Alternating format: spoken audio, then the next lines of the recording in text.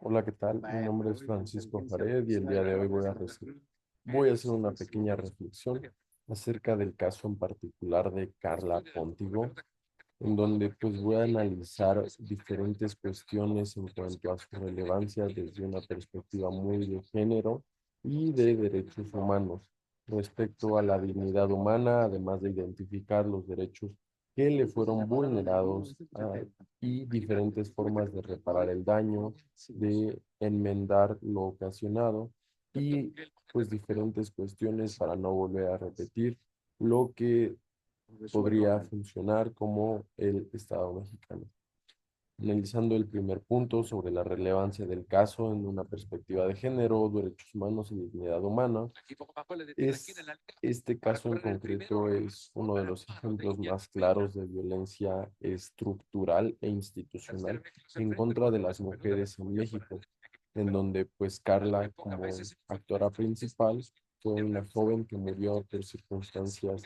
sumamente vulnerables y sumamente violentas en el año, creo que era 2012, dentro del estado de San Luis Potosí, y pues en donde su muerte presentó diferentes signos de agresión sexual, este, violencia de género, autoridad y pues donde autoridades la calificaron inicialmente como un accidente, minimizando pues obviamente la posibilidad de ser considerado como un feminicidio. Desde la perspectiva de género en este caso, pues sumamente relevante por la diferencia que existe entre las evidencias y los estereotipos y prejuicios que existen dentro del caso en concreto y de cómo es que fueron juzgados dentro de las instituciones que imparten justicia. La falta, obviamente, de investigación por parte de las instituciones correspondientes con una perspectiva de género, pues obviamente implicó en primera instancia la negación de un derecho de las mujeres, pues a tener una vida libre y libre de violencia, obviamente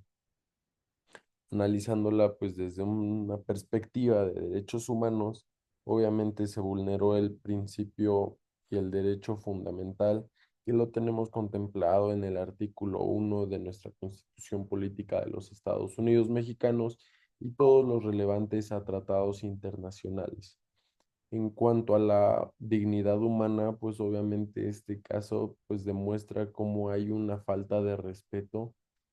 que revictimiza y conlleva a una victimación al valor pues de Carla como mujer y del sufrimiento que estaba teniendo la familia y terceros interesados pues en el caso en concreto. Obviamente fue lesionada, fue vulnerada, fue asesinada y considerada como feminicidio. En este caso, dos derechos humanos vulnerados en el caso, pues el primero que pude analizar, pues obviamente es el derecho a la vida. El privarle de la vida a cualquier persona, yo creo que vulnera diferentes vertientes y que el Estado no haya investigado adecuadamente y permitir una impunidad ante tal magnitud, pues obviamente incumplió su debida diligencia, la obligación de proteger la vida de las personas frente a actos de terceros, como lo establecen pues justamente las convenciones americanas de derechos humanos, precisamente en el artículo cuarto. Entonces, pues es muy triste, muy, muy triste todo este derecho que se le ha visto vulnerado, que afecta no solo a la persona a la que se le vulneró, sino a terceros y la reputación del Estado al no verse involucrado.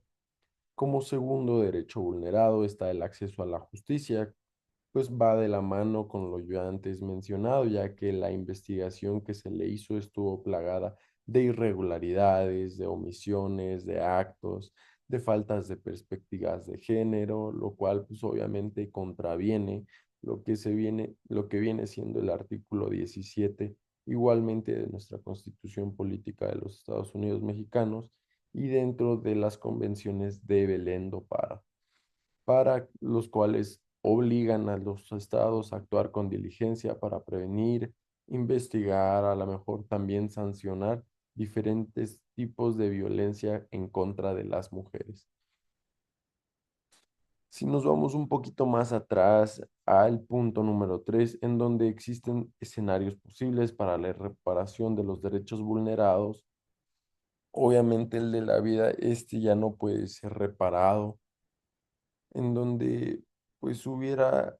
existido un escenario diferente en una reparación pues meramente individual solamente hacia Carla, en donde pues probablemente se le pudiera garantizar la justicia efectiva hacia ella y yo creo que también hacia su familia, porque también fue quien recibió pues una vulneración. Este, entonces, pues reabrir el caso y analizarlo desde una perspectiva de género para poder sancionar todos y cada uno de los actores u omisores del Estado y los vulneradores de los derechos de Carla y de la familia. Una reparación simbólica, esto debido a que pues la reparación como tal ya no pudo haberse hecho, ya que la vida pues ya se le fue privada, en donde crear precedentes, crear una sensibilización y capacitación para diferentes funcionarios públicos que abarquen este tipo de temas y casos para poder evitar de maneras próximas y pues en un futuro no se repitan estas prácticas de discriminación.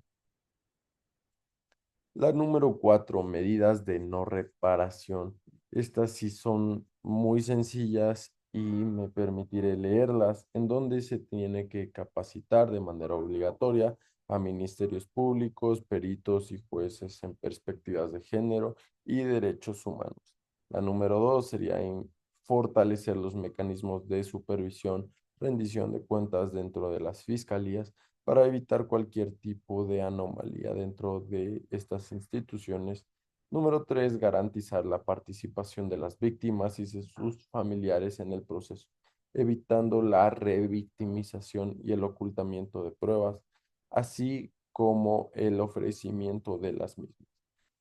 Y por último, podemos implementar protocolos homologados de investigación de muertes violentas en mujeres conforme a los estándares de la Corte Interamericana de Derechos Humanos y poder tener un amplio parámetro para tipificar cuáles son todos los derechos vulnerados y tipificar el feminicidio como parte de ellos. Por último, una reflexión personal, pues obviamente el caso de Carla Póntigo, pues me deja pues una profunda reflexión sobre la importancia de la empatía, de la ética, de la moral, de la responsabilidad institucional de cada una de las instituciones que están permeadas dentro de este caso y casos particulares, obviamente, en donde existe un expediente inconcluso, una vida privada, una familia, pues obviamente con heridas muy graves y una historia mal contada, una historia que no se contó con proximidad. Entonces, este caso nos recuerda que los derechos humanos no solo son o no solo están escritas dentro pues de un papel, sino son garantías que nos dan al nacer, son cuestiones que se deben de ver protegidas, salvaguardadas, promocionadas, aún teniendo desconocimiento de ellas. Me deja también en un caso particular al ser próximo a un profesionista, abogado, que siempre se tiene que juzgar con perspectiva de género, que la justicia debe de ser pronta, expedita, debe ser, pues como su nombre lo indica, y valga la redundancia, justa, para poder tener así un cierre de caso mucho mejor para todas y todos. Y por último, pues el caso no solo exige justicia para una víctima, sino nos obliga a representar nuestras instituciones desde el respeto de los derechos humanos, la igualdad de género, y solo así poder construir un verdadero Estado constitucional que pueda garantizarnos a nosotros como personas, como ciudadanos e incluso como servidores públicos, no solo la vida, la dignidad, la justicia, sino una vida plena y feliz.